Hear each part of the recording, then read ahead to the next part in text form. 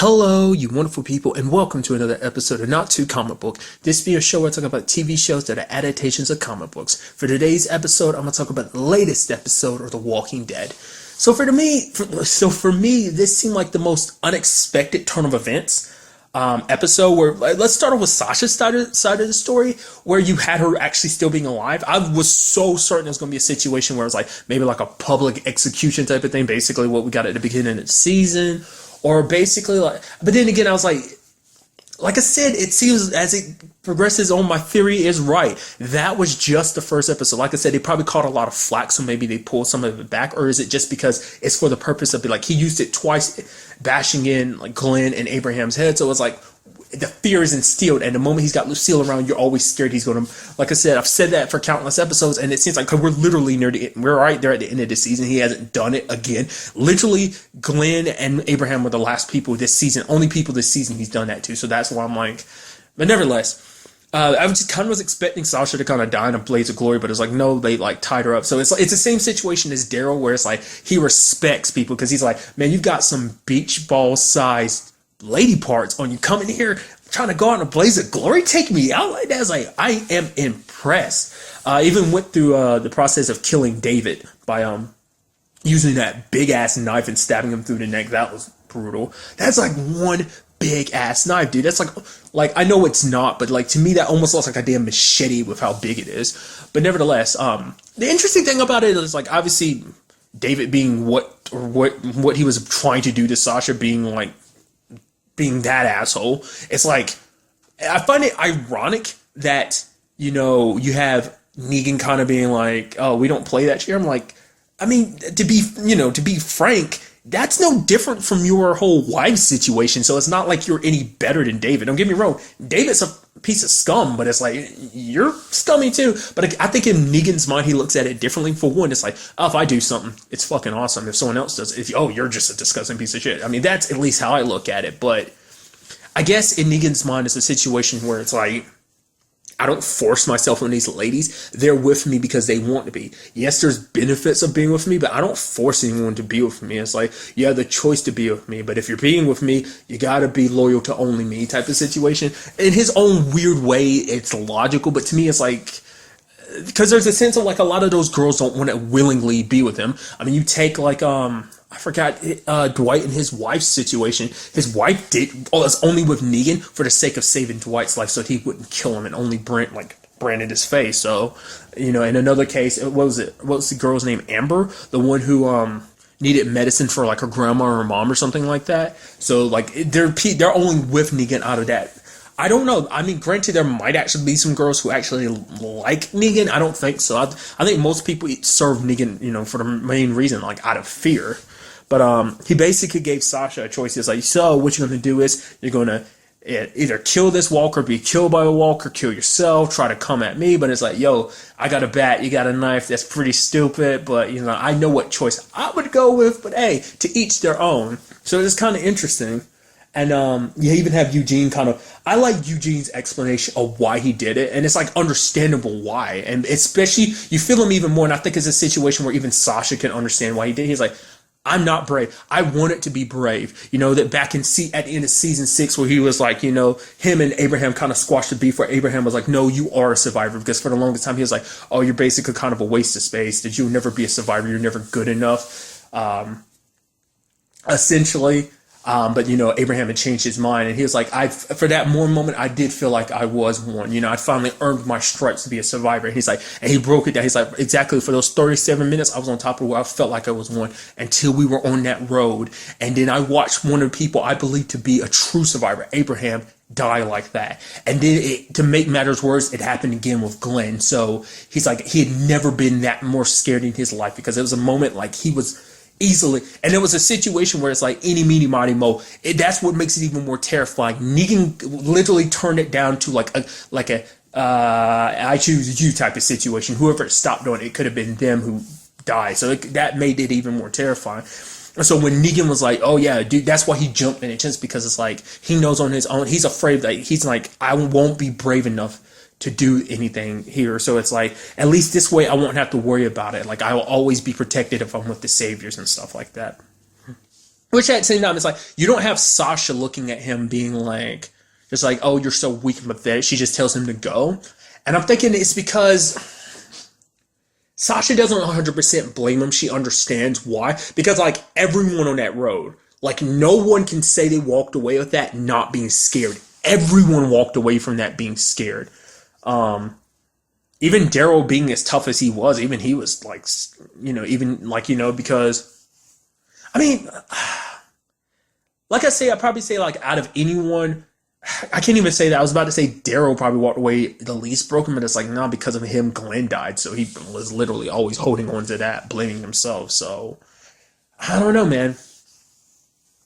But what's kind of interesting is, like, how we see later on in the episode, Sasha is trying to play to his sympathies. And it's like, yo, I want you to, bring me a blade or something. It's like, I can't do it. I don't want to be the reason why I don't want him to use me against our friends. Like, because it's like, he already feels bad enough joining their side, and he's very sympathetic because he's saying, like, yo, Sasha, I want you to join our side. He's like, basically saying Glenn and Abraham would want you to. And then he takes it back. He goes like, no, they wouldn't. He's like, I wouldn't want you to, because I wouldn't want you to turn against Negan, because it means if she turns against Negan, she will die. And it's like, he doesn't want that. Plus, it's like, if she's here, makes him a little more comfortable having other people here. It's kind of like it was basically a calculated move. Like, I have to make this move because it means the most, like, survival, because I'm afraid to go up against someone like Negan or the Saviors. I'm not brave like the rest of you. I'm afraid to die. Which, I mean, everyone is, no matter who for some people, it's like they're afraid to die. Other people, like, especially in the circumstances of the show, are afraid to even live. Just because it's like, it's a word that kind of has lost its meaning. It's like, what does that really mean in this world? What does it mean to live? What does it mean to survive? Is it even really worth it in the long run? And those are the type of questions you kind of find yourself wondering in, like, these particular circumstances. I feel like everyone kind of comes upon that. I mean, I feel like Rick, out of anyone, has the most to live for, because he still has both his kids and he has Michonne, so it's kind of like, it's kind of looking up. But like I said, it got brought up a couple episodes ago. Rick is kind of like, yo, not everyone's gonna make it out of this fight, so we got to fight so we can make sure that the others, at least the next generation, the next group, ends up being able to forge their own future. So that mentality might not be exactly like 100% solid, like I was kind of making out to be. But unfortunately for Sasha, Eugene didn't bring her a blade. He brought her a peel, which could be used, but at the same time, it's not as effective as, like, a blade or a razor blade. At least that way, if Negan gets close, she could, especially if it's something small, she can hide it. But like a peel, it's like she'd have to go over and literally shove it down his throat and make him swallow it. And it's like, for her, she was like, it's a situation because you can see that devilish smile. Because I was like, is she manipulating you or not? I was like, maybe she's sincere. Nope, she's not sincere. Because he did say, like, oh, a little birdie tells me that your friends are trying to start something, trying to fight us. It's like, we can't have that. And it's like, who told you that? I mean, I don't think, because it's like, who said that? Not unless you don't think it's Gregory or something. Maybe? I don't know. Is it him? Because it feels like, because it could have been Eugene, because Eugene didn't know about that. He's been going ever since Spencer died, since the mid-season finale. So it's not like he knew anything was going on. So he's the only person I can think of. Because at the same time, I was like, oh, was it Rosita? But it's like, no. I mean, later on, things kind of make me wonder if that's the case. Well, basically, I'll go ahead and talk about it. The fact is, at the end of the episode, we see Rosita and Dwight, which I guessed right. I was like, it had to be Dwight at the end of the last episode, just because he's the only person who messes with crossbows in the Savior's hideout. But basically, he's come here because he's like, I'm offering your help. But the moment Daryl saw him, Daryl was about to attack him, because it's like, after everything that son of a gun has done, all the people that he's hurt, like, because the fact is, Tara doesn't know. I don't think Tara knows, because she didn't really react the same way. But she doesn't know that that's the man that killed her girlfriend, that killed Denise. But Daryl knows that, because it's like all of it kind of goes back to Dwight, because he turned on Daryl and like ran off like that. Like everything kind of went to crap afterwards. So it's like everything that's happened is his fault. He killed Denise. He's part of the reason. Because it's kind of interesting, because like I've brought this up before, it was something I found out, I mean, after the fact, but I brought this up earlier in the season, was the fact is, if you didn't know, it's kind of spoilers for the comic book, but actually Dwight's the one that actually killed Abraham in the comic books, apparently. I thought that was kind of fascinating. In the same way, and I brought it up before, in the same manner that he killed Denise. It was like an arrow through the eye, like through the back of her head, and it went through her eye. Like I said, I think that was them making a reference to it, and I'm pretty sure it was the same eye, so I think that's them kind of bringing that. I don't know if like Denise's character existed in the comic books, or even if she actually died that same way, but to me I thought it was kind of interesting once I found that out afterwards. But nevertheless, the thing I was wondering is like, could it be that Rosita kind of got broken down? Maybe Dwight turned her over. I don't know. I feel like out of anyone, Rosita was, I mean, before she was more willing to die, but now it's a situation where she's more willing to live. So maybe she would have cracked like, because it seemed like Sasha's situation was like she was biding time as soon as she got an opportunity. She's like playing along, making, she probably really did consider it though. Like, it's like, because that was the thought before, like if we get captured, we have to die because we can't give him any edge, like leeway, and when it comes to the group, because if we're around, we're liable to kind of tell him something about the group. So that's why I'm like, the only person I can think of is Gregory to be like, yo, like these people are up to something, which I'll get to him soon enough. I'll get to him right next, but I just thought that was kind of interesting. So things aren't going exactly the way Sasha wanted to be. At the very least, Sasha is still alive, so was not expecting that. So I was legitimately expecting her to be dead this episode, or kind of dying like at the end of last episode or something. I felt like, I just thought it was kind of an end for her and Rosita, but then I was like, nope, they're both alive. Because that's what I was caught off guard. I was like, whoa, who's that opening the gate? I was like, is that Rosita? It can't be. Wait, why are you here? Don't tell me you sold him out and you're working with, oh, it's just Dwight here. It's like, that's why I'm like, that's why I feel like it's something a little suspicious there. But like I said, it could just be a situation, because Dwight did help, I can't remember, no, I forgot, it wasn't him, it was his ex-wife that helped Daryl escape. Like I said, it's a situation where I think like, Eugene's kind of more set in his ways just because it's like, it's about survival. But for Dwight, I think he's just playing a part. I mean, obviously he wanted to get back into Negan's good graces. So it might be a situation where he gets close to Negan and he's the one that puts him down. I mean, I really think it has to be like Rick who does it, especially because Rick is like, oh, you want to be on our side? Okay, points the gun up. I was like, is he about to pull the trigger immediately? He's like, no. He's like, get down on your knees. So, because he was one of those people there, so I'm guessing that's the reason why, but probably also because he knows from Daryl what happened and who's responsible. So it's like, I know you've done what part you played in all of this, so you're about to get it. So it's probably going to be up to Rick. I still think Rick's going to be the one that ever ends up killing Negan. It might not even, like I said, with the way this season kind of like literally next episode's the season finale. So I don't know if it'll even be a situation where Rick, like Negan will die this season. Maybe it might be a next season thing. Nevertheless, it's just, it's an interesting just thing to happen, so I'm very interested to see how that turns out. But the thing I was bringing up about Gregory is the fact is that he was outside helping Maggie, because it's like bringing up the fact is, oh, we need to be united front. Like Maggie's like, yeah, but the fact is like Gregory fights her on everything. So, but now he's like, oh yeah, I'll help you out. But there was that one moment he's out there and he's standing there behind her and he's like, oh, there's no one else out here. He's got that knife in his hand, like, because he's looking after her because she's like helping out and everything. But with the planning and stuff, and he's like, he's considering it, and that's the thing. He thought about it. I was like, no, you stupid. I hope you try. I do hope you try, so Maggie can mess you up. And it's like, nope, he didn't. He didn't go through it. He pulled back at the last second. But it's like, why would you? I guess in his mind, it's like things would be a lot easier if he just took care of her. But it's like, she's pregnant. And then again, from the very beginning, he was not sympathetic to her situation. He was like, oh, I don't care if she's pregnant. Get her the hell out of here. So, but basically, a Walker situation happened. Maggie handled hers, but he kind of flipped out, and she had to kill it for him.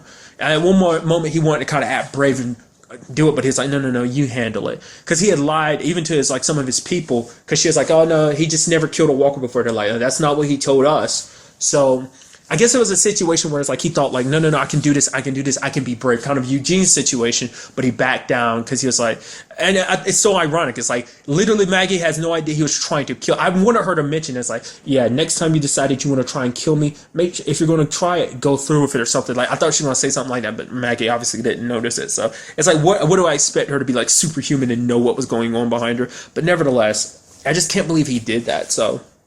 And there's also some map situation he's looking at the end of the episode. I don't know whether it's a situation where he ratted them out the last time in the last episode, was that last week's episode, he ratted them out to Simon. So maybe I don't know. Maybe he ended up getting a note to one of Simon's people, and it got to Simon and it got to Negan.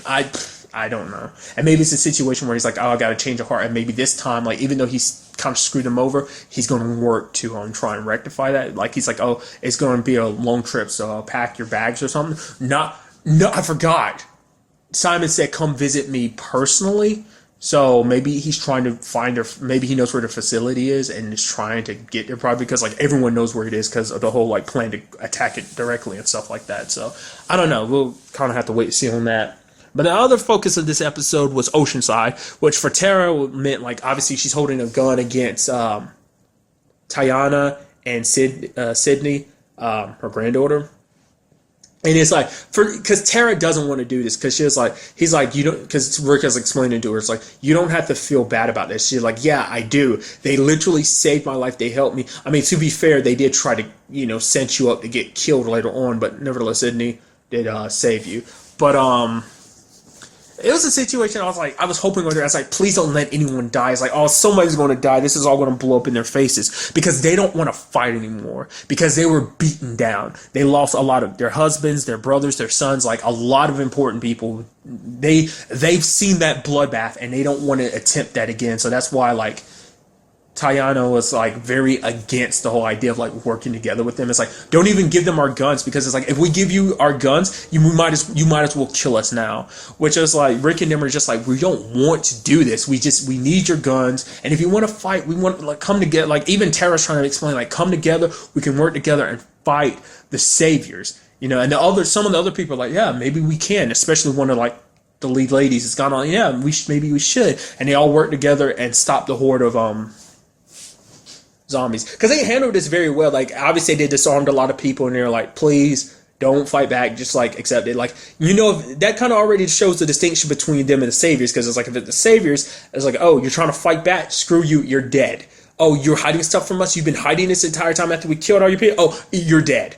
Oh, we'll keep some. I don't know. Like I said, it's weird because Negan's always in a mood swing, so it's like you never know whether it's like he's going to take pity on you or just or whether he's going to spitzer you. You never know. Where he's like, oh, I like your initiative. Oh, your initiative was to do that, stab, slit, cut. Or swinging Lucille, bash, bash, bash. You never know. Like once again, that kind of like my point just then was mooted about the whole Lucille thing. Nevertheless. But luckily it ended, no bloodshed, all the guns. You do see Gabriel being a little sad, like, do we have to really take all their guns? And he's like, yeah, we do, because we can't leave any just to find out later on, like, oh, it's not enough. We got to make sure it's enough so that Jadis and her people are more willing to help us. And not less it's her community or whatever. I don't know. Like, it seems like her community is very low-key. They stay in that one spot. They don't really venture out unless absolutely necessary. So I don't see them necessarily reporting to the Saviors. I'm very curious to find out who the little birdie was.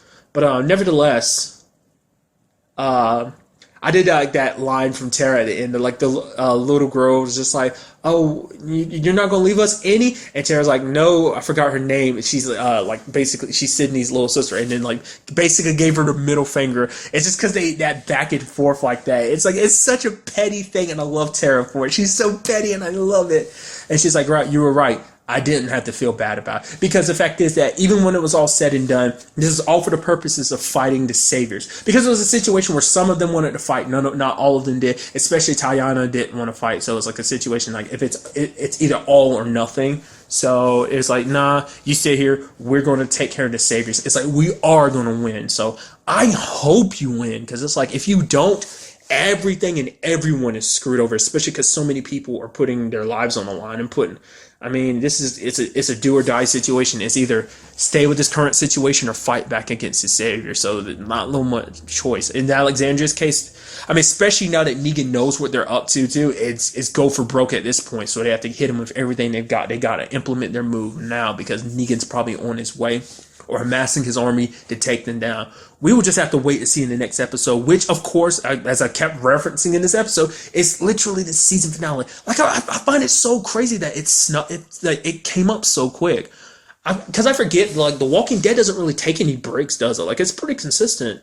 Because it's been a while since I watched it live. Like, I think I think I brought it up before. The last season I watched live was 5, and like I got up to like a little over halfway, like till a few episodes into like the second half of season 5, I think, maybe.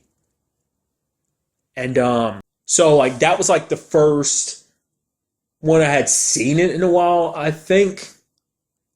I don't know, because it's always like back and forth. Like sometimes I end up like falling behind and having to catch up, and then I'll watch one season live on, well, obviously throughout the season, and then I'll kind of like fall behind again, and then I'll catch up, and it's just constantly back and forth like that. So it's just, nevertheless, I'm very interested to see what goes down next episode. I have no idea. I didn't, normally I avoid the previews anyway. It's not like I even caught a screenshot of the previews. It's just I happen to I'm going into this without knowing like where things stand or how things are going to play out.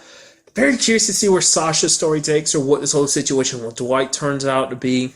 What Negan plans to do, since he apparently knows what Alexandria. I don't know if he knows about everyone, but in particular he knows about Alexandria. So if it was Gregory he was talking to, then he knows everyone's involved. So, but really, that's all I want to talk about in this episode. Till the next time we meet, be happy, be safe, live life to the fullest, and enjoy it. Good day and goodbye.